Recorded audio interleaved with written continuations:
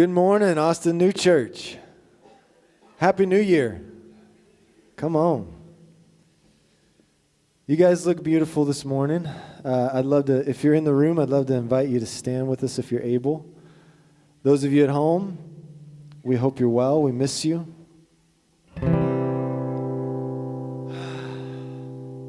Anybody else have some lovely cedar allergies they're dealing with?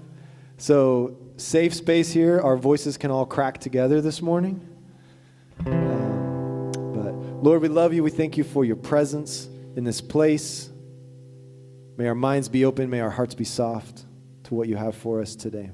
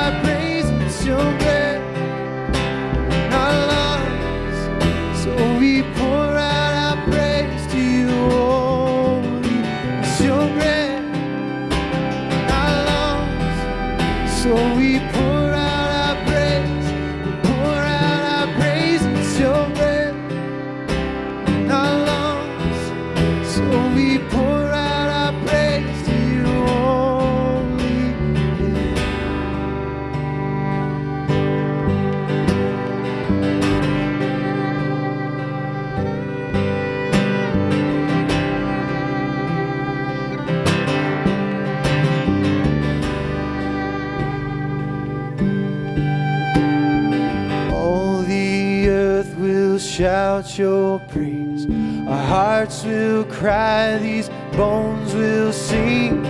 Great are you, Lord. All the earth will shout your praise, our hearts will cry, these bones will sing.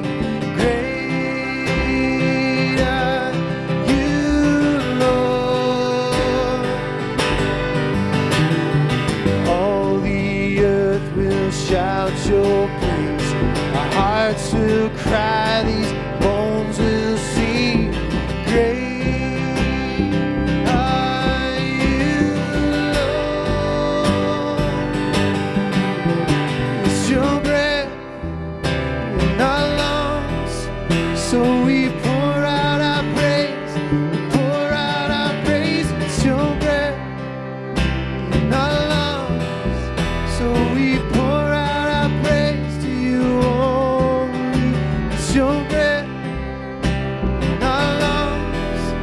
So we pour out our praise, pour out our praise. It's your breath in our lungs. So we pour out our praise to you only.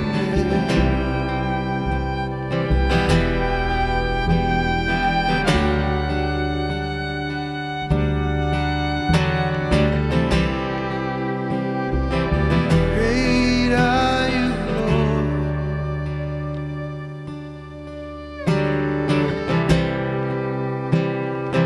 Great are you, Lord.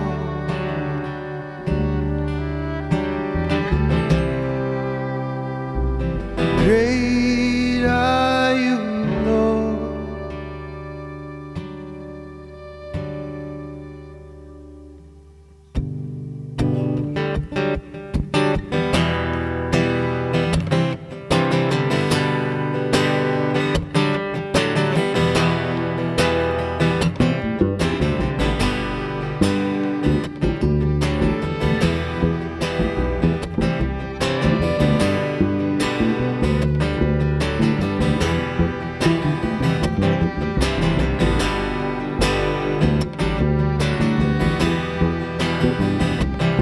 With so much that I can't see, but I see you, yeah, I see you. So much that I don't know, but I know you, yeah, I know you. So much that I don't understand, but I have seen your goodness, and it's just enough. I bet all I have on you. I bet all I have on you. I bet all I have on you. I bet all I have on you. 'Cause only a fool would find real love. Just give it up. I bet all I have on you. I bet all I have on you.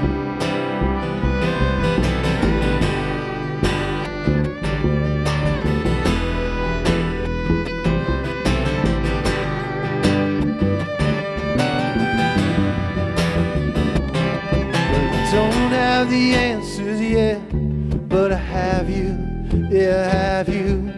I don't know who I can trust. I can trust you, I can trust you.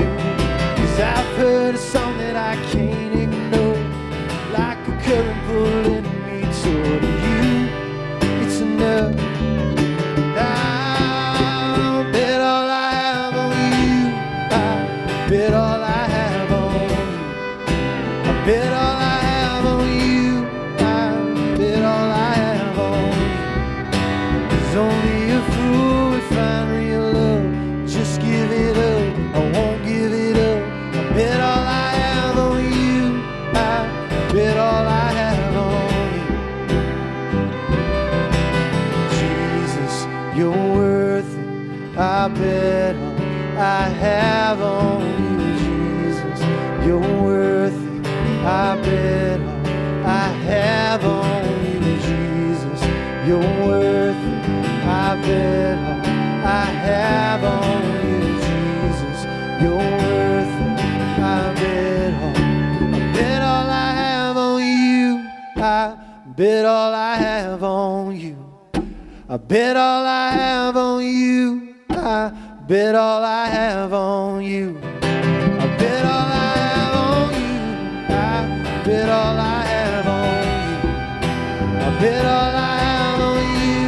I bet all I have on you. 'Cause only a fool would find real love. Just give it up. I won't give it up. I bet all I have on you. I bet all I have on you.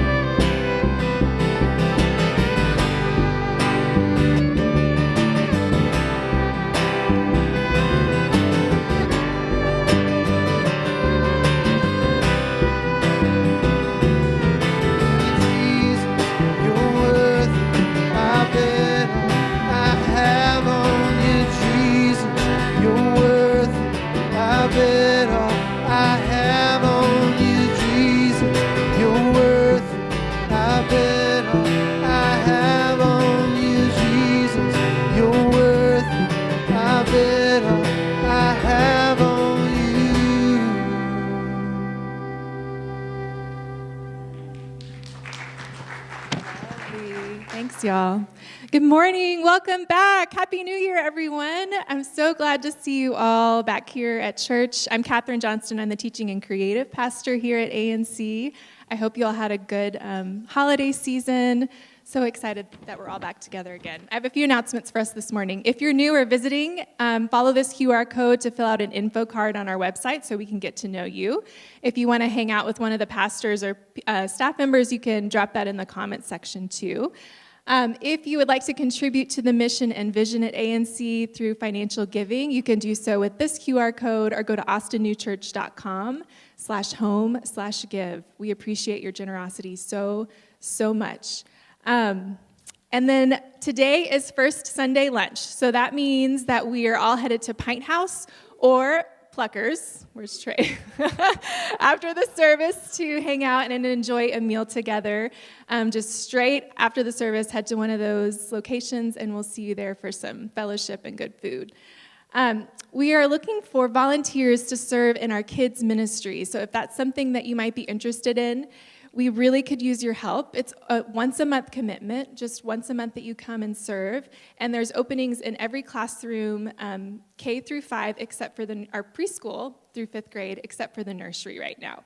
So please consider joining our team and helping us make an even better ANC Kids ministry for our kids here at church. Another announcement, I feel like I always have so many announcements. When Trey does it, he keeps it to like 2 or 3, and I just add them all in there.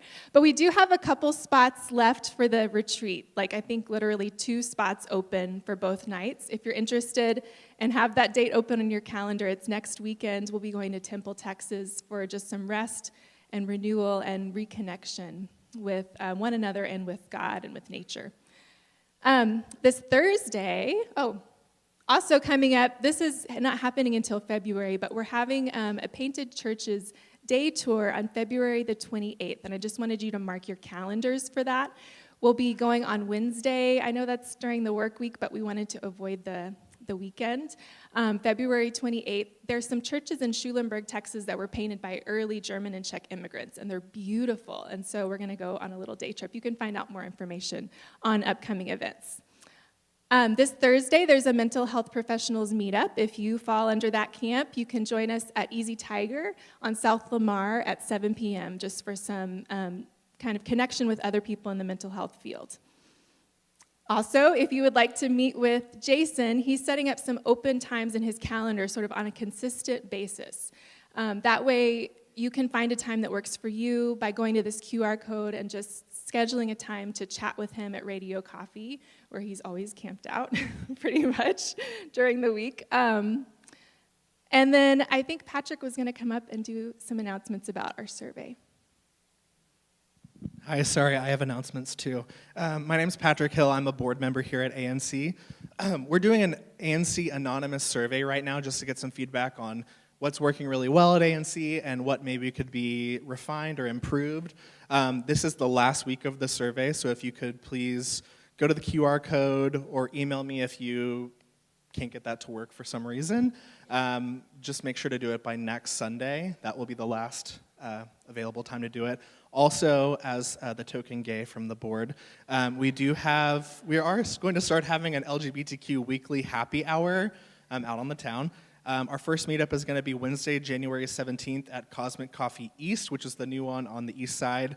We're going to try to start doing that weekly, just to have something consistent. And then lastly, if you are interested in volunteering and you're wondering how to get involved, the tech team also has a need right now.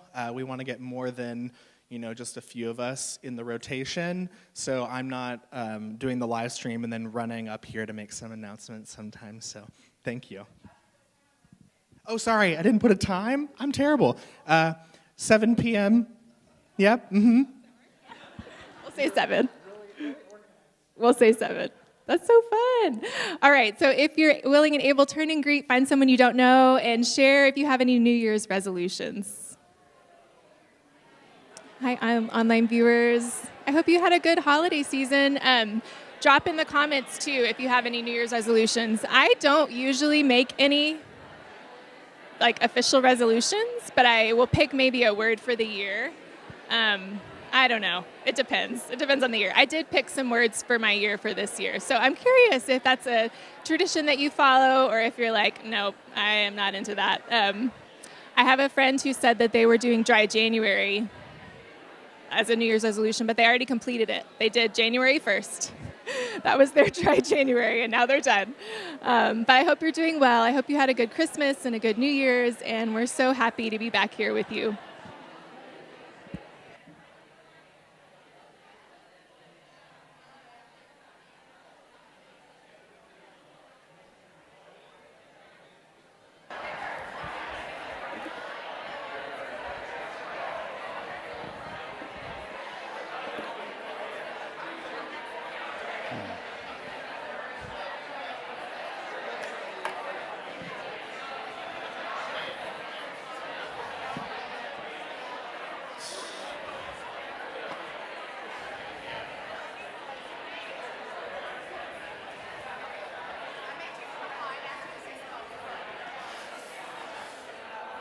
All right. That's your cue. Well, welcome to ANC in this new year. We have our youth group back from Oaxaca. The youth group, I know, it's so cute, right? The average age of that group of ANC crazies that went down there, they're a youth group. Anyway, they got back from Oaxaca yesterday, and I'm impressed they're in church. The Burpos are back from Paris or wherever y'all were, and I can't believe your commitment. We can't get people to come across the street, get out of their pajamas, and y'all get all the way back from Europe and Oaxaca. So kudos to y'all. It's good to be here. I wish I could see your faces. So welcome to 2024. My name is Jason Ashley Morris, and one of the rare pleasures in life is when you get to preach to a room full of people, but one of your former interns is in the crowd. I didn't know you were coming, Emil. You got to warn me, man. We could have done shots before church because we couldn't have done that in our former employer, could we? Anyway, how is 2024 going so far for you? Good? Yeah. Lots of mole and mezcal, says Tara.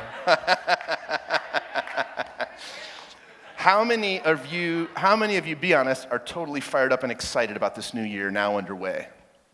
Brian's excited, yeah. Scott's excited, Don's excited. How about the rest of you who looked at your shoes just now? Are there any of you that are just not feeling it yet? Thank you, Dana. My board is always fully representing folks. Thank you, Dana. How many of you are not feeling fired up or excited or motivated or focused?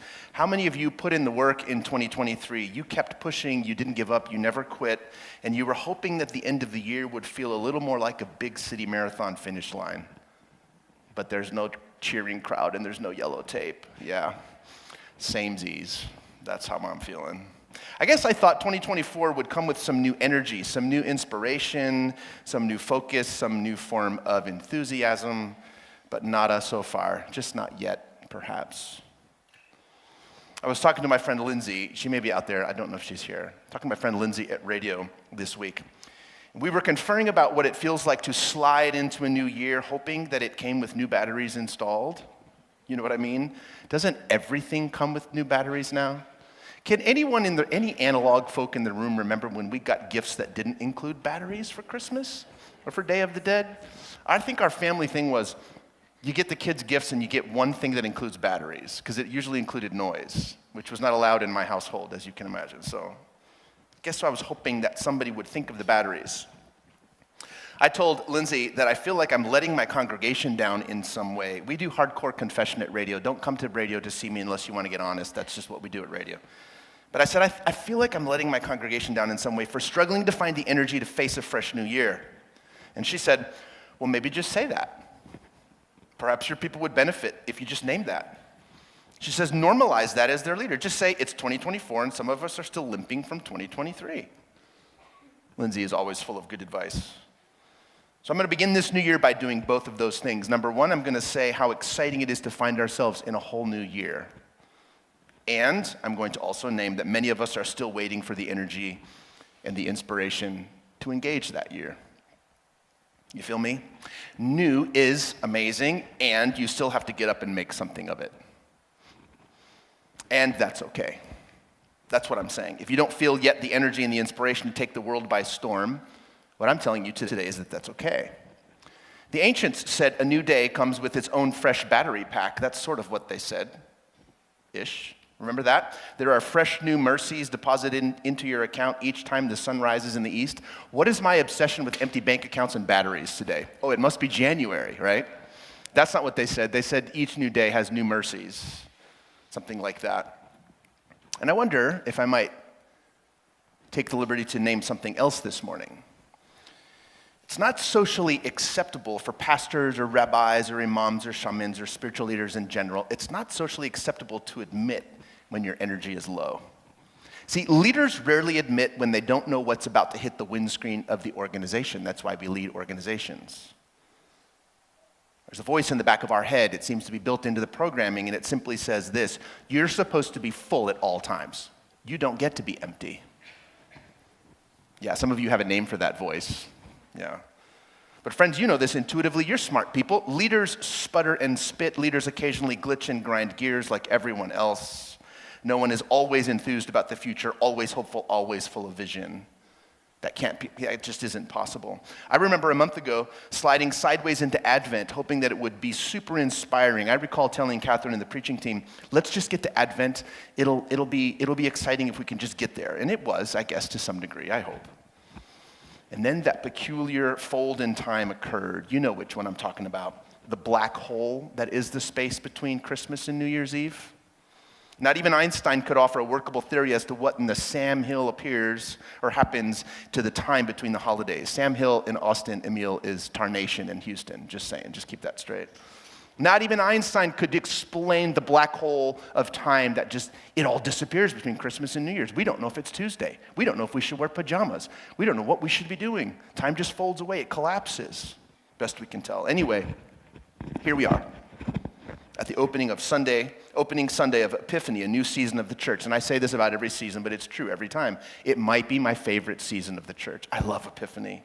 And here we are starting it today, collectively hoping that someone thought to include fresh batteries with this new year. I think we might just be stuck in what I would call lag time between the years. You know, like when those awkward moments between the wash features at Sharky's Car Wash on Menchaca. Oh, you don't go? I just go like every other day. You know, when you're shifting, Jay, you're on the high-pressure rinse feature and you turn it over to the soapy brush and it takes like 7 weeks for soap to come out of the brush. Is no one else frustrated in the room by lag time other than me? Or the moment that you go from high-pressure wash over to the high-pressure wax, and it seems like it takes about the same amount of time for a new star to be born, for it to start smelling like that yummy wax. That means the water's just going to bead nicely off your car. I am the only geek in the room, apparently. Dana, what can I say? Lag time can be so frustrating. Well, if you ask me, I think that's kind of what the beginning of a new year can be, certainly beginning of 2024. That's what it feels like for me so far. But here's what I can tell you. The soap is on the way. The wax is on the way. We're going to be fine. And I'm not saying this because I'm privy to any special information that you don't have. It's just that we've always been okay, and so it's safe to assume that we're going to be fine. We're going to be fine. Why would we panic now? Look at your life. You've always been fine. But life unfolds according to its own wisdom and its own schedule, as we know. Well, Lindsay likes to play this other helpful little mind game when people complain about how poorly things are going, which we often do at radio. She did this with Craig, a friend of ours recently. She said simply this. She says, okay, fine. I hear all of your stuff that you're overwhelmed about. That's fair. And what's exciting you right now? What's getting you motivated and fired up right now? Kind of like a glad game for energy sources or inspiration. So what do you say? What if we turn the lights up a little bit and play that game just for a second? Who's got the mic? You ready? This is what we do here.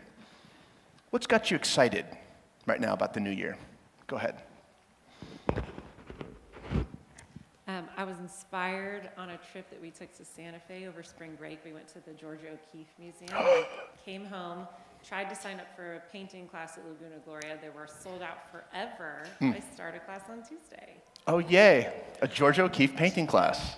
I love that. You should come to the Painted Churches tour with us if you can. Love it. What else? What are you excited about? Well, after 13 months of unemployment, I finally got a job. Yay! Wait, is your boss in the room? I'm just joking. Yeah. What else? What are we fired up about? Way in the back. Way in the back.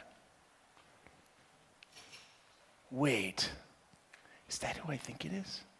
I'm a new mom. Carly, is that you? Yeah. Hey, Hi, welcome. Happy New Year. 3 months today, yesterday, the day before. Something like On the 16th. Yay. Yeah, So 3 good. months. Who else? I dare anyone to top a new baby. Mm-hmm. You better bring your A game. Don't bring a puppy. Oh, now all the Pets Alive friends in town are going to be all sending me email, blowing me up at radio. What else are you fired up about? Let's try this, spin the question. What feels, okay, we'll do these two, but meanwhile, the rest of you think, what feels full of ease and delight right now? Think about that. Yeah. Reading books again. Reading books again? My grief has got me past the point where I can focus. Yay. And the stack is tall and the worlds are enormous. Love. Love it. Lamar had his hand up. Oh, yeah, you were. Okay, what about that? What about that other question? What feels full of ease or full of life or joy or delight or inspiration right now? Anyone? I just came back from spending Christmas with a couple of my girls who are adults now and gone, and for the first time, I finally get what it feels like to have adult children that are their own people, and that relationship. It just was such a delight. I just had so much fun. It's what we're doing it all for, so that they can become adults, right? Yeah. Okay, let me spin the question again. Some of you, this will draw you in. Thinking about now your spiritual community. I'm no longer operating under the assumption that this is the epicenter of your spirituality, because the local church isn't for progressive folks. But thinking about ANC, what are you excited about right now about ANC? What do you love? What's inspiring you? Anyone? If no one, thank you, board members, because if no one raises their hand, we're in big trouble. No, I would just say relationships, friendships. I mean, I keep hearing people say it's hard to make friends later in life, or it's hard to make friends, period. And we just got back from an amazing trip with amazing people that we met through this church. Yep. We met new, young people that we fill our lives with that we just Like me. met. Yeah, well, okay. Yeah, right. No. But it's those relationships. They are here if you will reach out and grab them. Yeah. They are here. Yeah, fired up about relationships, connection, community. Yeah, who else? What about the local church are you fired up about? Yeah, Breck. For most of my life, church felt like an obligation and sometimes exhausting. And for the first time in my life, I look forward to it, and I actually love Sunday. I love that. We can feel that you love it, because you always come in and it's like the sun rises in the back of the church. Love that, yeah. Who else? All right, okay, there you go. 3 went up. Joy and Dustin and who else? Jen? Yeah, so I was just going to say we took a break, a much-needed break from church, and just to reconnect both with ourselves and our family. And we came back a couple of months ago and just realized how much it was missing from our life in this church and this community. And so I think we're just grateful to be back, and we too look forward to Sundays. So excited to be here. That's Jen Sines, y'all, long-term board member of ANC. Yeah. Her tragic taste in men, none of us can explain, but that's her husband sitting next to her. I'm just messing with you, Ernest. I still remember we built this stage, you and I, didn't we, back in the day? Yeah. Dustin. The rest of the year I'm kind of ignoring for now because I think I have different feelings, but the retreat this weekend I'm very much looking forward to. And Catherine and I are leading that, and it's been so smooth to work together, and so the prep has been great. I think the retreat will be great too. So wait, are you saying you hate the church unless you're organizing a retreat? No. Catherine, is that what he just said? Maybe. We'll see. Y'all, for real, do not miss that opportunity to go on that retreat with them if you're able. Yeah. Actually, Dustin beat me to it. That's all I was going to say. You hate ANC too. I'm super excited about the contemplative retreat. I loved the last one. It's a new and different way to reach ourselves and those around us, and that which we call holy than we've offered before. So I'm excited about it. Yay. I had fully planned to go, but I've got my youngest that weekend. Up here, Dana, front row. It's not you? Of course. Dana also serves on the board. She represents our out-of-towners, lives in Sugar Land, except she practically lives here too. Also, pause, Dana will be preaching next weekend, so don't miss it. Yeah. Okay, I wanted to share some of our people joining us online there's 3 of them on here I wanted to read.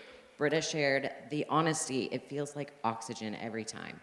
In my community, I love y'all so much. Sorry, I'm getting a little emotional about that. Britta is also one of our board members. That's right. Apparently everyone's a board member today. Stick around long enough, you'll be a board member. Okay, Catherine says, what inspires me about ANC is the honesty that leaders and members engage in about their thoughts and feelings and doubts about aspects of theology. It makes me feel less alone. And Chad says, it was exciting to actually miss that there was no service last week. I have anticipation each week, and I'm looking forward to the book study in the future. Yay. And he also said he's looking forward to coming home 2024. So. Good. Well, so there you go. All right. Love this. Love the feedback. Our online out-of-town crowd is a very thriving part of who we are. Had there been a less than a full dearth of responses, I might have asked the last question this way. I might have said, what is one thing about Christianity that excites you? And I wonder if you could name it. Now, maybe some of us would say, not a ton, but maybe there would be one thing. Well, if you were to ask me, I would say what excites me most about my faith is Jesus. And what excites me most about Jesus is the universal logic of the unconditional love that he embodied for all people. That's pretty much it for me. There's a million things about organized Christianity that bore me, offend me, embarrass me, irk me, but the universal logic of God being, not just becoming, but God being one of us, the cosmic wisdom of stardust and soil possessing somehow the capacities to birth and nurture the fullness of divine life, friends, that thought still accelerates my heart rate. It gets me fired up. Like a 1973, 2002 BMW, fully restored. It just gets me excited. It still moves me, which interestingly enough is precisely what Epiphany is about.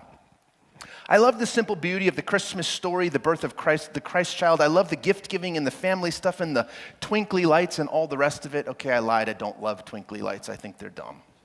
That's just me. But the first Sunday of Epiphany is the time to clear the hall for a different celebration, to borrow an image from my favorite poet, Rilke. Acknowledging the birth of God is lovely, but incomplete somehow until we discuss the who the good news is for. The who is what Epiphany is all about. That's why it comes right after Christmas. So let's turn now to the lectionary as prescribed for us by the wisdom of the church. It comes from the 2nd chapter of the book of Matthew. You might know this story. It reads this way. In the time of King Herod, after Jesus was born in Bethlehem of Judea, Magi from the east came to Jerusalem asking, "Where is the child who has been born King of the Jews? For we observed his star in the east and have come to pay him homage." When King Herod heard this, he was frightened, and all Jerusalem with him. And calling together all the chief priests and scribes of the people, he inquired of them where the Messiah was to be born. And they told him simply, "In Bethlehem of Judea, for so it is written by the prophet." And here's what the prophet said. "And you, Bethlehem, in the land of Judah, are by no means least among the rulers of Judah, for from you shall come a ruler who is to shepherd my people Israel." Then Herod secretly called for the Magi and learned from them the exact time that the star had appeared. And then he sent them to Bethlehem, saying, "Go and search diligently for the child, and when you have found him, bring me word so that I may also go and pay him homage." Y'all can smell a rat, can't you? When they had heard the king, they set out, the 3 Magi did, and there ahead of them went the star that they had seen in the east until it stopped over the place where the child was. When they saw that the star had stopped, they were overwhelmed with joy. On entering the house, they saw the child with Mary, his mother, and they knelt down and paid him homage. Then opening their treasure chests, they offered him gifts of gold, frankincense, and myrrh. And having been warned in a dream not to return to Herod, they left for their own country by another road. Man, I love this story. Some of my favorite characters are found right here, shepherds and wise men, even Mother Mary, all in the same frame for this brief moment. But as much as it feels like a Christmas story, friends, it really isn't if you look closely enough. This most likely occurred well after the birth of Jesus. So let's go back through these verses and see what jumps out, or at least see what jumped out to me. Verse 1, in the time of King Herod, after Jesus was born in Bethlehem of Judea, Magi from the east came to Jerusalem asking, "Where is the child who's been born the King of the Jews? For we observed his star in the east and have come to pay him homage."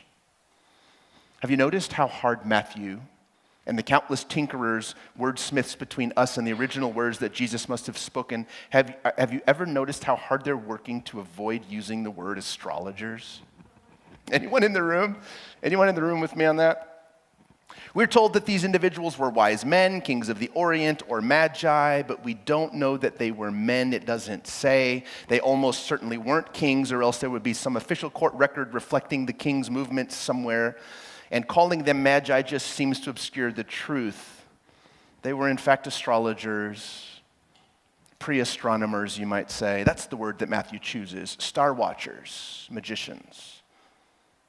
Why are Christians so afraid of astrology, Chris? Tell me. I feel that smile. I mean, you can have an advanced degree in nearly any subject under the sun and you're fine, no suspicion.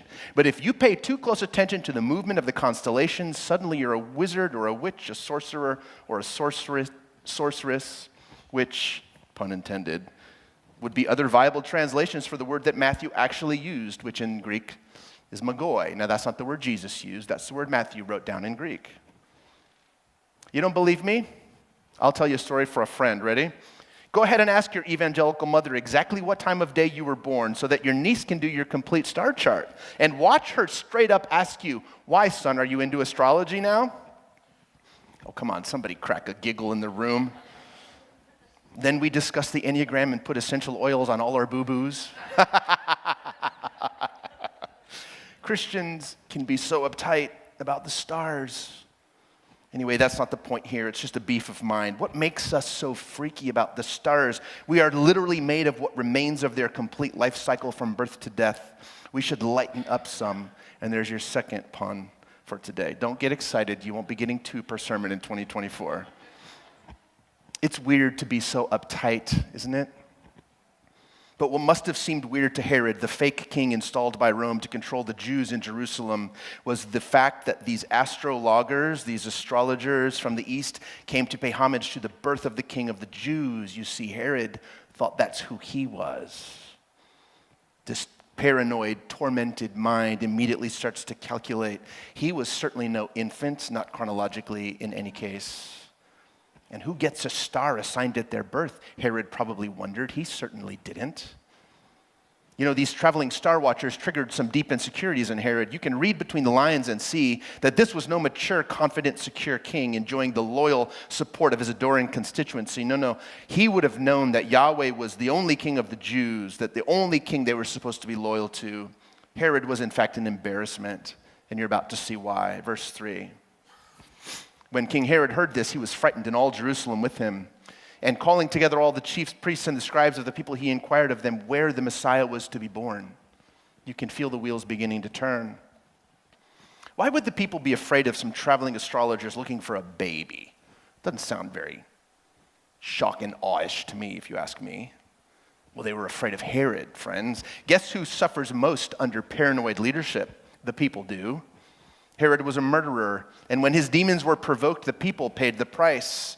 He was notoriously dangerous with anyone who felt they had a rival claim to his tin horn power structure. History tells us he even murdered family members. Way too late, Herod circles up the scholars and philosophers to inquire about the ancient oracles. What were these Zoroastrian priests from Persia actually pursuing? Verse 5, they, in this case being the scholars, told Herod, when he asked them where, they said, in Bethlehem of Judea, for so it is written by the prophets, and you, Bethlehem, in the land of Judah, are by no means least among the rulers of Judah, for from you shall come a ruler who is to shepherd my people Israel. Herod wondered where. Oh my God, this happened. Arrival, newborn, where? The answer is Bethlehem, which Herod should have known. But I'm guessing what confused him most wouldn't have been the location, but the vocation of this baby king. Notice the ancient oracles compared him to a sheep herder. And who looks among livestock handlers for a king anyway? But Israel's thinkers, they should have known to pay closer attention to sheep herders hailing from sheep hamlets. After all, they'd been there before. David himself was selected from among the sons of Jesse to lead Israel in their Gilded Age, and Samuel had to find him in the pastures among the sheep. The greatest king they ever had was found among the animals. Anyway, the tin-horn king is paying attention now. Watch what happens next, verse 7. Then Herod secretly calls for the Magi and learned from them the exact time when the star had appeared. And then he sent them to Bethlehem, saying, go and search diligently for the child. And when you have found him, bring me word so that I may also go and pay homage. Herod catches on way too late, friends, and he does what insecure leaders often do. He sends someone else to do his seeking for him. Verse 9, when they had heard the king, this is the Magi now, they set out, and there ahead of them went the star that they had seen in the east until it stopped over the place where the child was. When they saw that the star had stopped, they were overwhelmed with joy, probably because it meant they could stop walking and riding camels. They had finally arrived. Now, I know these pre-modern minds writing these stories didn't know all the things we know, which means we're going to have to extend them a little bit of grace, since they couldn't have known what couldn't possibly have been discovered. Frankly, what's only recently been understood. And what do I mean? Friends, stars don't stop over houses. I say it every Epiphany, Don. I just think it's interesting to point out. They just don't. The closest star to us is our very own sun, and that's a mere 93 million miles away, which is far closer than the next closest star. Can anyone name it? Proxima Centauri? Come on, guys. Which is a mind-melting 25 trillion miles away. It's absurd to believe that you could possibly perceive, without sophisticated equipment, such a minute movement, which tells me maybe it was a comet, perhaps it was a supernova, we don't know, and also it's not the point of the story. The bottom line is this: whatever it was that guided them kept leading them till our beloved star people locate the place where Jesus was staying. Verse 11, on entering the house, they saw the child with Mary, his mother, and they knelt down and paid him homage. Then opening their treasure chests, they offered him gifts of gold, frankincense, and myrrh, and the strongest claim that they were men, Emil, is that they offered impractical gifts. That's a very old joke. I shouldn't have told it. Diapers and formula and pacifiers, something else would have been, had they been female kings. That's a terrible joke. Strike that. Having been warned in a dream not to return to Herod, they left for their own country by another road, and to quote my all-time favorite preacher in English, Barbara Brown Taylor, they just simply went home by another way. This was the moment that they were waiting for, the revelation that they had sought for God knows how long, and they spared no expense to produce this moment. They trekked through remote and dangerous places. They risked the fury of a paranoid king. They invested fully in this astonishing moment, and here it is. Think of it. From probing the depths of the cosmos to looking into the starry eyes of a newborn baby boy, which is the same thing if you ask me. It's all made of the same material. If only you can see it. Okay, so this story sits at the center of the Christian narrative. Epiphany is the essential bookend to Christmas, as you know, and if the wisdom of the birth of Jesus made sense to foreign stargazers, then we can affirm the universal scope of the idea that God could be fully embodied in one of us, in all of us. And believe me, beloved friend, that matters. Now, a few things not happening here. Number one, these guys didn't arrive at the grotto where Jesus was actually born. The church created a timeline trying to balance competing stories. Not that that matters particularly, but these people almost certainly came sometime well after the actual birth of Jesus. Also, these astrologers are not converting to Judaism here. And Christianity didn't yet exist, so we know for sure they weren't converting to Christianity. This is not actually a conversion story of foreign priests. I guess I'm speaking at my past there.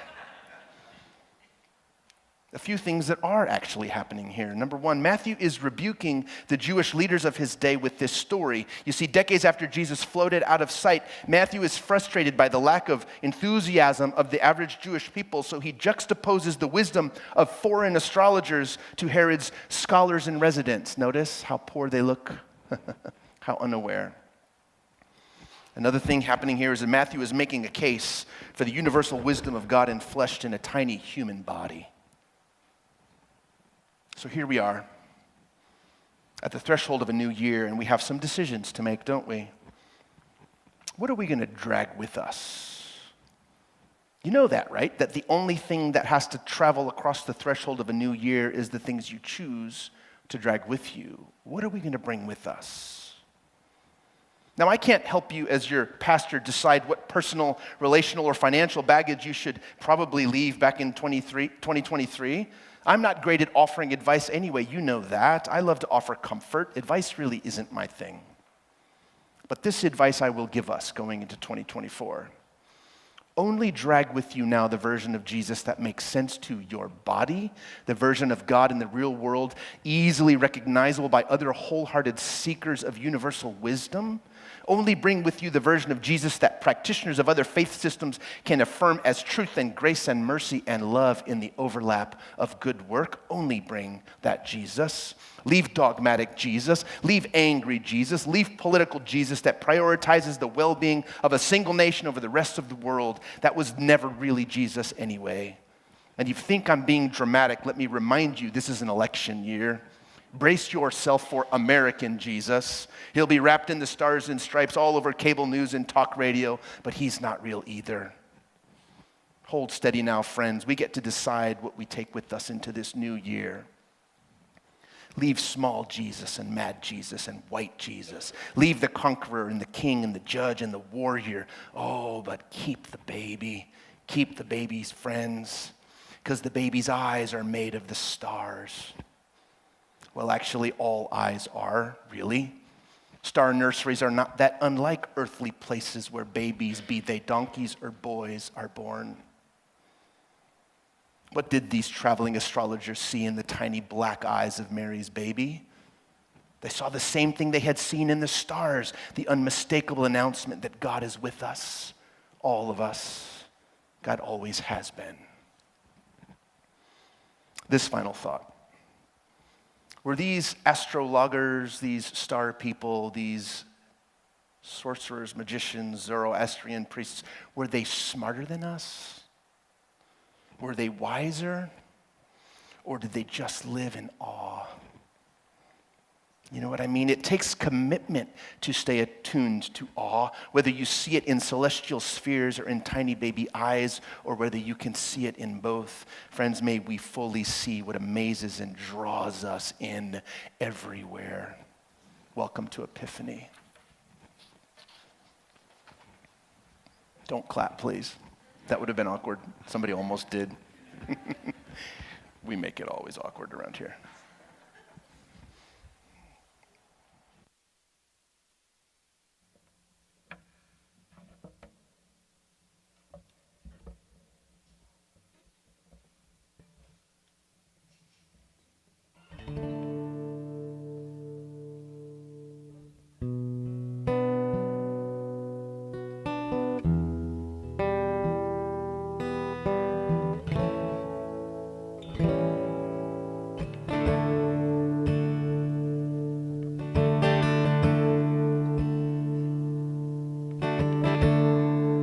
Gonna sing this song to let you know that you're not alone. If you're like me, you need hope, coffee and melody. So sit back down, let the world keep spinning round. 'Cause yesterday's gone and today is waiting on you to show your face. And it might not be the prettiest thing that you'll ever see, but it's a new day. Oh, baby, it's a new day. And it might not look like a beautiful sunrise, but it's a new day. Oh, baby, it's a new day.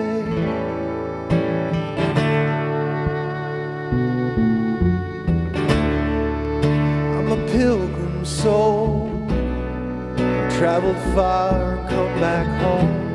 But this land is hard and cold for those who long to love. I know it might seem that the world is crumbling, but it's you and me dancing in the kitchen at 2 a.m. and we're still in love. But it might not be thing that you'll ever see, but it's a new day. Oh, baby, it's a new day. And it might not look like a beautiful sunrise, but it's a new day. Oh, baby, it's a new day. It's the sound of the storm storm that comes blowing. It's the springtime saying I'm back again. The clouds roll by across the moonlight. Me and you, love, everything's alright. Standing in the rain with nowhere to go. We're laughing and we're spinning, and I hope that you remember this day for the rest of your life. Me and you, love, everything's gonna be alright. 'Cause it just might be the prettiest thing that you'll ever see. 'Cause it's a new day, oh baby, it's a new day. And if you look outside, you'll see a beautiful sunrise. Yeah, it's a new day, oh baby, it's a new day. Well, it just might be the prettiest thing that you'll ever see. It's a new day, oh baby, it's a new day. If you look outside, you see a beautiful sunrise. 'Cause it's a new day, yeah, it's a new day, it's a new day.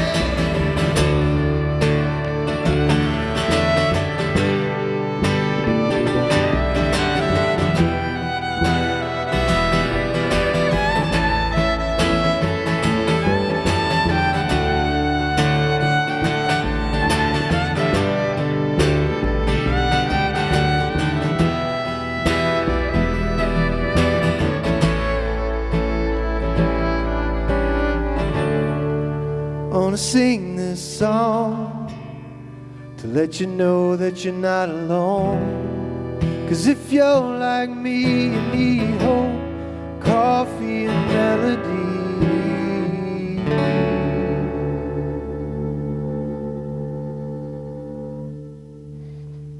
Thanks, Lamar. Join me on your feet if you're able. I just noticed how much blue Billy is wearing, and it says Michigan under that shirt. We got to screen the stage wardrobe a little tighter up in here. That's a call out for Matt and Chris in Michigan. Hope that they prevail over, who are they playing? Some other soccer team. I can't even right now. Who told us that we have to be fired up about a new year just because a calendar rolled over? Who told us that? Has anybody else felt a little bit guilty? Because you're just like, I can't find the energy. Anybody? Nobody? Nobody? Mm-hmm. It's a random thing, actually, to roll a calendar over.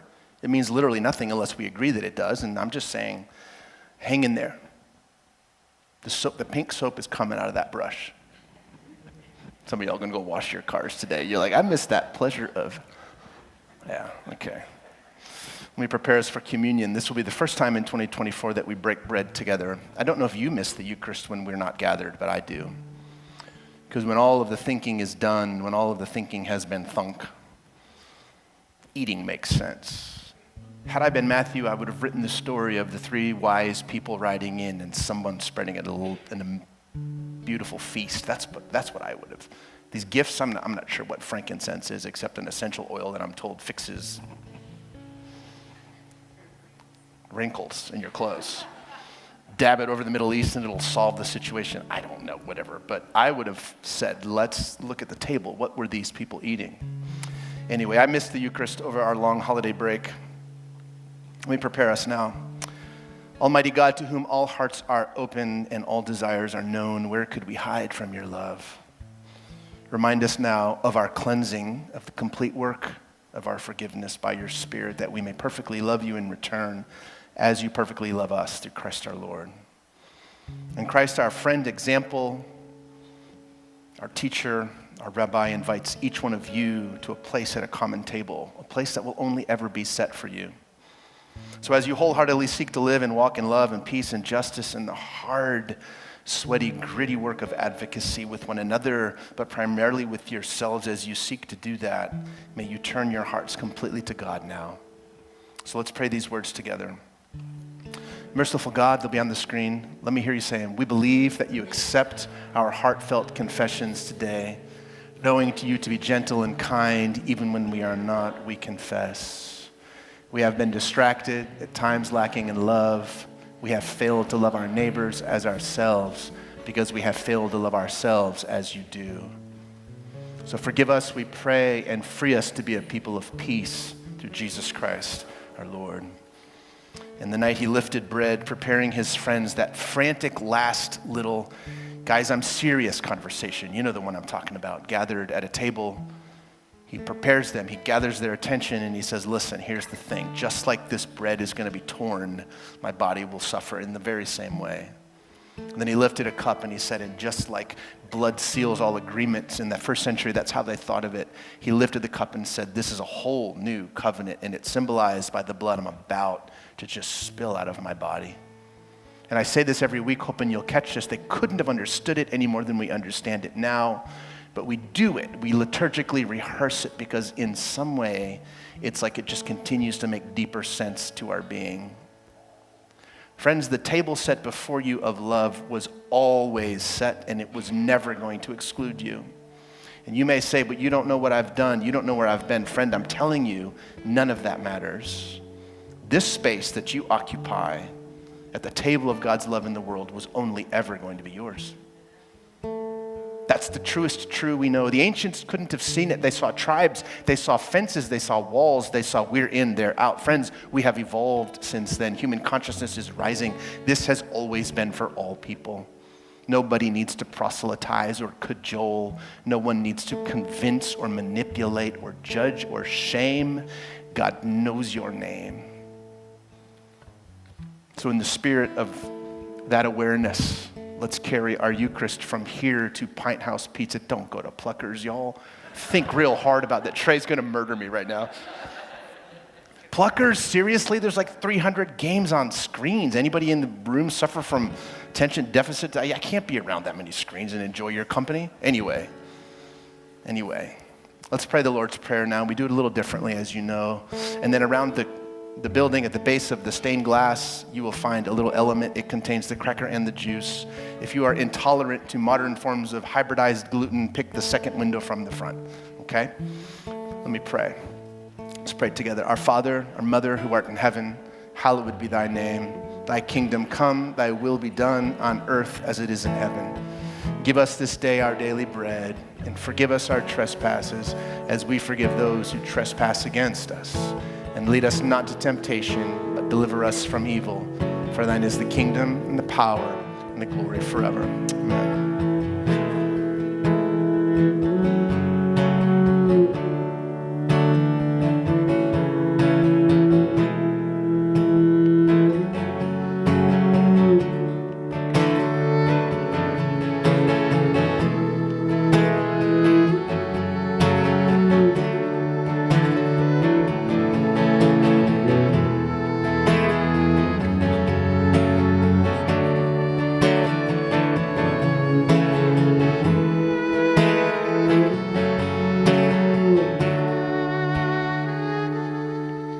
Your eyes see me when I am. Your eyes see me when I'm brokenhearted. Your eyes see me when I am hidden. Your eyes see me. Your eyes see me when I am weak. Your eyes see me when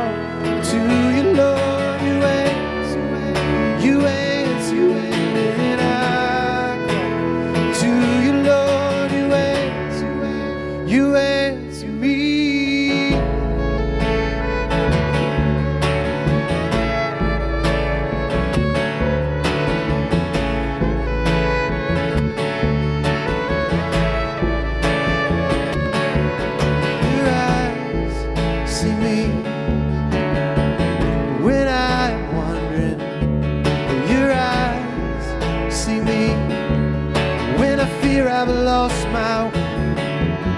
Your eyes see me when I'm wandering. Your eyes see me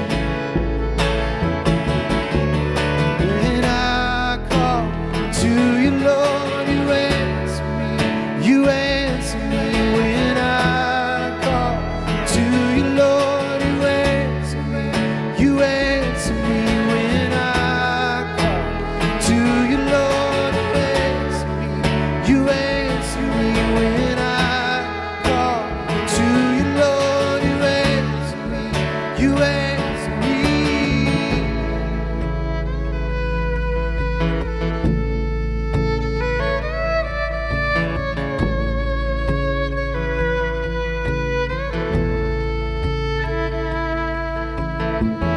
Pull me out of the darkness. You pull me out of my pain. You pull me out of the deep end. When I fall in, you bring me out in the light, God, to a wide open place. You set my feet on the dry ground. I'm dancing again, I'm dancing. Pull me out of the darkness. You pull me out of my pain. Pull me out of the deep end. When I fall in, bring me out in the light, God, to a wide open place. Set my feet on the dry ground. I'm dancing again, I'm dancing. I'm dancing again, I'm dancing. I'm dancing again, I'm dancing. I'm dancing again.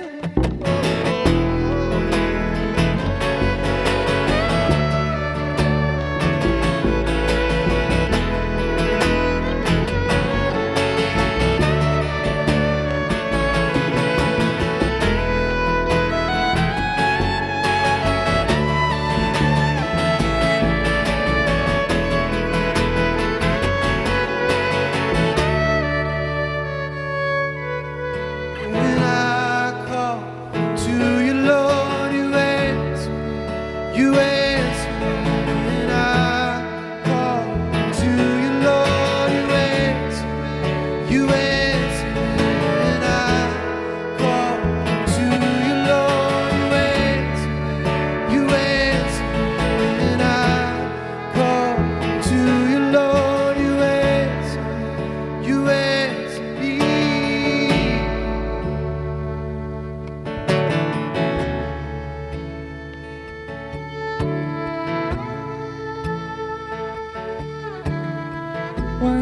Okay, it's working. Perfect. My name is London. And this is a poem on trans joy that I wrote a bit ago. It's called an epigraph. I think it's funny because just a couple of years ago, my family was leaving the Mormon church, so I'm glad that I can be here to speak my truth. Ooh, lost it. An epigraph. Today I twirl through my thoughts and laugh through my words and listen to the pounding of my beating heart, which drums so beautifully to the rhythm of a golden existence. Abide by the lies, they say, but I can barely hear them. For I have already danced across the canyon, and I have left the binary on the other side. My existence is an art form. I sing at the top of my lungs, and I am instantly more alive, for on this side, I feel much more free. My soul embraces the quiddity of the cosmos. I send kisses to the moon and stars and hum warm, light tunes which drift and reach and ebb and flow. I skip barefoot across Mother Earth's sweet soil and thank her for my being. Today, I built the opera of my livelihood. Oh, to dance and speak and sing so nakedly. I reach my hands up to the sky and soak in the rays of the springtime sun. Life is too short not to do so.